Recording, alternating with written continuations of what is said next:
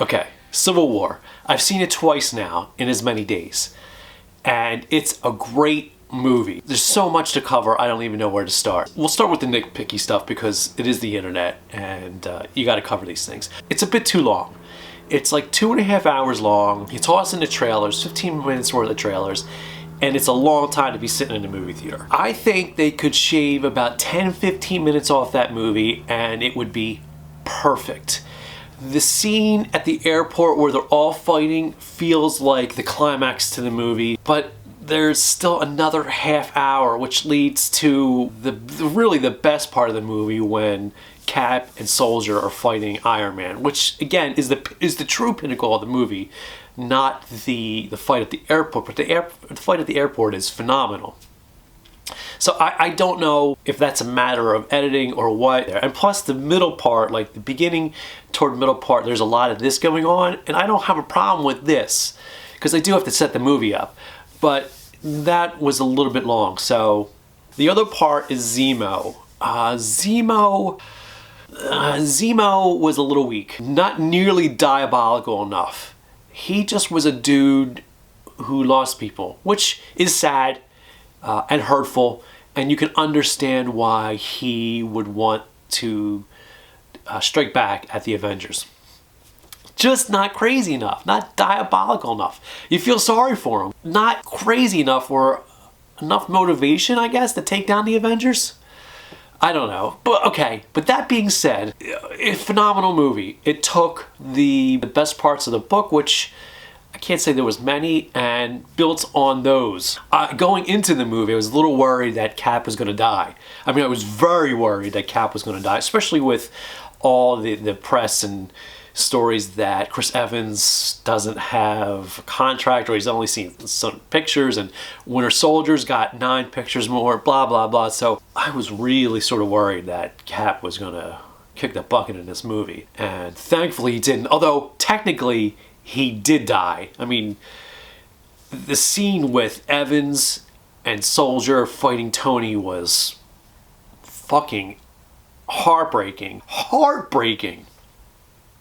When Tony says to him at the end that the shield's not his, it's the government, and he throws that shield at him, that's when Cap dies. But at least Steve Rogers doesn't die. Anyway, that scene is phenomenal. That's what the drama of the movie is, the brother versus brother, because Tony still has, and he admitted that he heard so much about Captain America from his dad, and he's got that dad conflict, and so Tony's got that thing still in him, whether they're brothers or not. He still has that jealousy, hatred of Cap, and Cap is Cap. So when they fight at the end, man, that is phenomenal. And one of the things I love about Cap is, dude, he will fight. He just fights. He punches metal. He don't give a shit. He punches fucking metal. What I didn't like, another thing, and it's not really about the movie, it's more about Cap's character. I don't know if he would have done it, and maybe he would have. When he was watching the movie of Soldier killing Tony's parents, and Tony asked him, and they're hurt in his fucking eyes, when he said, "Did you know?" And Cap knew, and he didn't tell Tony. That was our way of giving some shadow to Cap. I don't know that Cap would do that, but he did. Oh, God. Because I wanted to hate Tony in this movie, and I love Cap. You couldn't hate Tony because Tony had his motivations. It wasn't so much like in the book where Tony was a dick in that book, in Civil War. And Cap was also a wanker in it.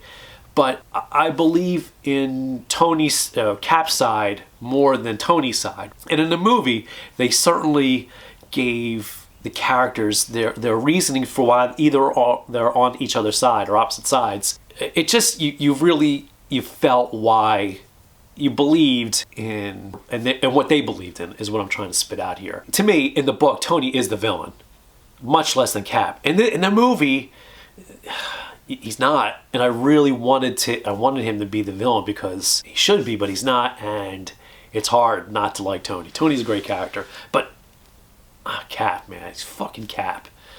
God, I'm so glad he didn't die. What else was great about it? Oh, let's talk about Spidey. While it did feel like it was an add-on to the movie, who gives a fuck? It was like they were making the movie, they signed a deal with Sony, let's get this guy into the movie. Spidey's awesome, the kid is great. You know, everybody, whatever, however they feel. Andrew Garfield, Tobey Maguire. I liked Andrew Garfield. I did not have a problem with him carrying on another movie. I thought he was a good Peter Parker. I thought he was a great Spider-Man. But this kid, he epitomizes Spider-Man and Peter Parker. He's a dork. When Tony's there, that whole scene when he walks in and Aunt May is talking to Tony, and they're all making faces at each other, you know, talking non-verbally to one another. Funny as all shit. And then the scene where Pete's talking to Tony in his bedroom and Tony's calling him all out on it. It's great. And then the scene, we got to talk about the scene at the airport where everybody's fighting. The kid, why this kid is so great, he's just happy to be there. He takes Cap's shield and he salutes the Cap, he introduces himself, and when he's fighting Falcon and Soldier, he's just rapping. And Falcon, who I really have come to like, tells him, you know, I don't know if you've ever been in a fight before, but there usually isn't as much talking. The kid's just happy to be there, and that's why I like him. My friend pointed out, and it's the truth, they got to start making movies with him and Aunt May, Marissa Tomei, who looks beautiful. Yes, yeah. Before these guys get any older. You want him at this age, and you want him at this age as long as possible, as long as he can pull it off, because he's got that sense of wonderment, and he's just happy to have these powers. Don't depress him yet. Don't bring him down. Just make the goddamn movie. I also like they didn't throw the origin in there. It's 6 months after he got the powers. That's great. We don't need another fucking origin. That said, who else can we talk about? Okay, let's talk about the scene at the airport. Great scene. While it feels like the pinnacle of the movie, and it is certainly great. I don't know what my point was here. Again, about the fight between Cap, Soldier, and Iron Man. That's the pinnacle of the movie. That is the fight between Obi-Wan and Anakin, which was weak. That was weak sauce. The fight between the three of them really is the fight between Anakin and Obi-Wan. But whatever, it's a story for another day. The fight at the airport is great on so many levels. So much action, so much fan service, pulling punches, Clint being in there fighting Widow, and she says, "Are we still friends?" And he says something like, "As long as you don't hurt me or hit me that hard." That's great. Widow walked that line between both sides perfectly. Widow definitely far better than in Avengers 2.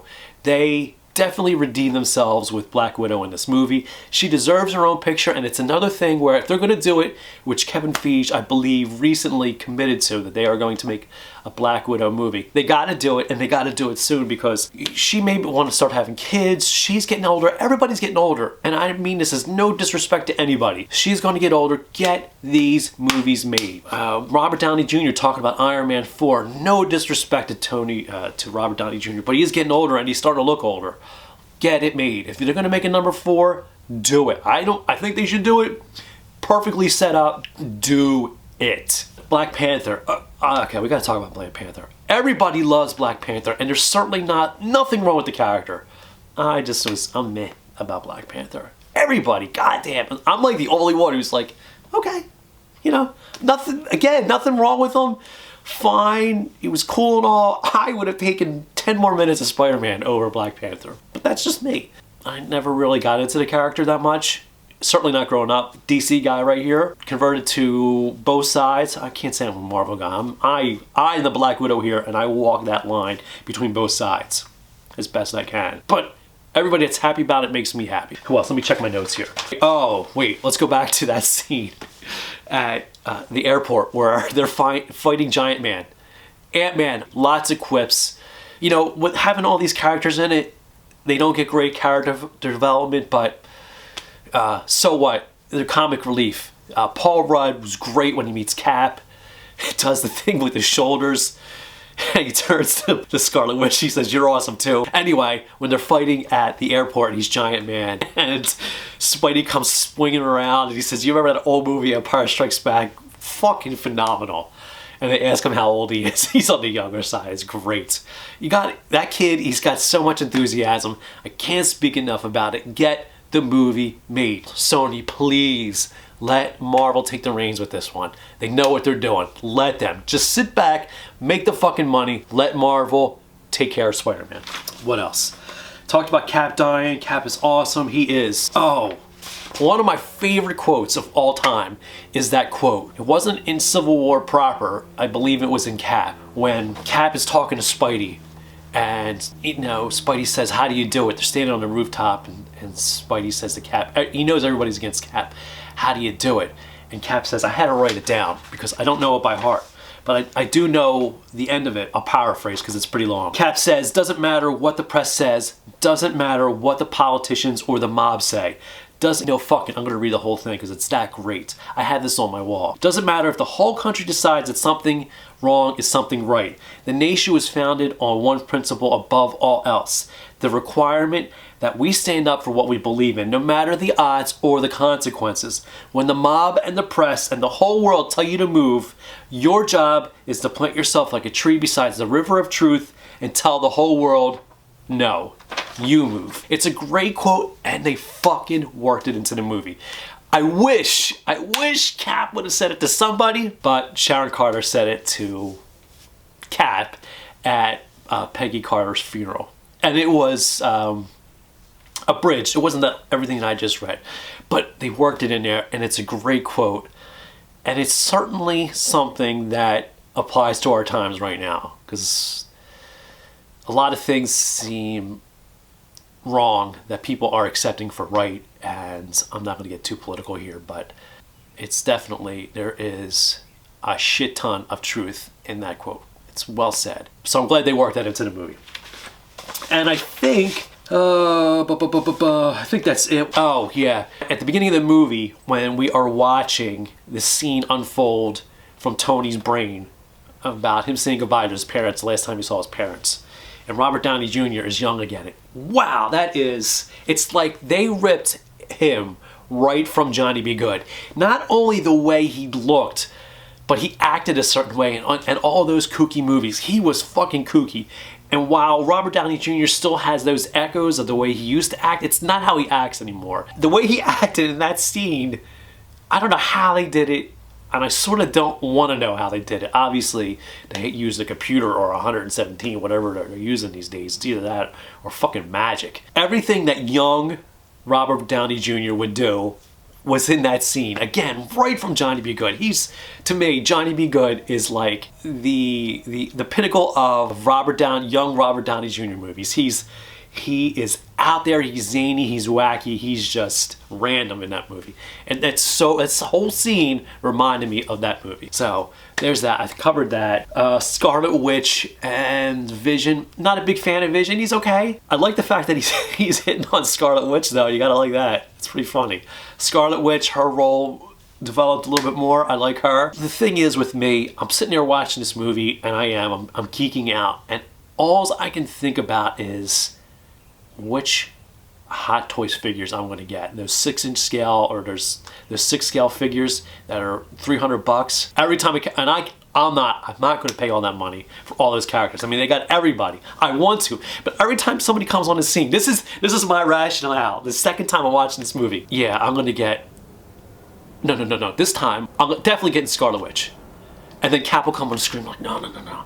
I'm going to get a Cap figure. I have $60 worth of Sideshow points that I want to use. And I'm going to get one of these Civil War figures. I just don't know which one. And then I'm going to do a review on it, and you're going to watch it, and you're going to tell your friends, even the hot ones. So Cap will come on the screen, I'm like, no, that's the one I'm getting. And then Falcon, I should talk a little bit about Falcon. Falcon definitely has come a long way. Falcon, he's funny. He's a great, I don't want to call him a sidekick, but he's a great sidekick to Cap. He is. He's just a really good character. Funny in that scene. Funny in a lot of scenes. I like the lightheartedness. You have the drama, because Cap is fucking straight. Oh, and then we gotta talk about the Beetle. Cap is fucking straight, which is fine.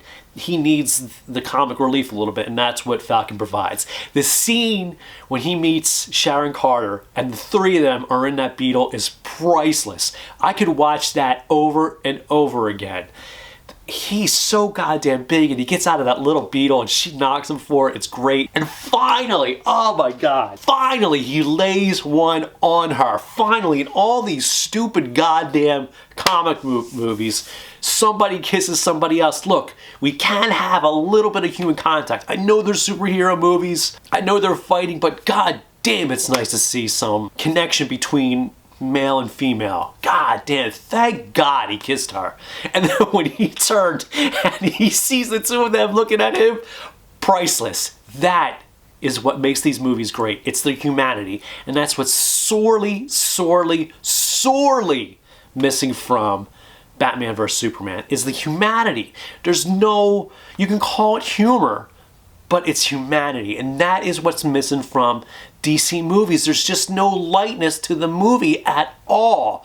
It's like a little break. You see, like I just said, Cap is straight as an arrow, and he's got a little comic relief, even coming from Bucky, who's so fucked up in the head. Bucky's looking at him like, yeah, okay, we can have a little bit of humor in these dark times. God damn. Man, they really fucked Batman vs. Superman up.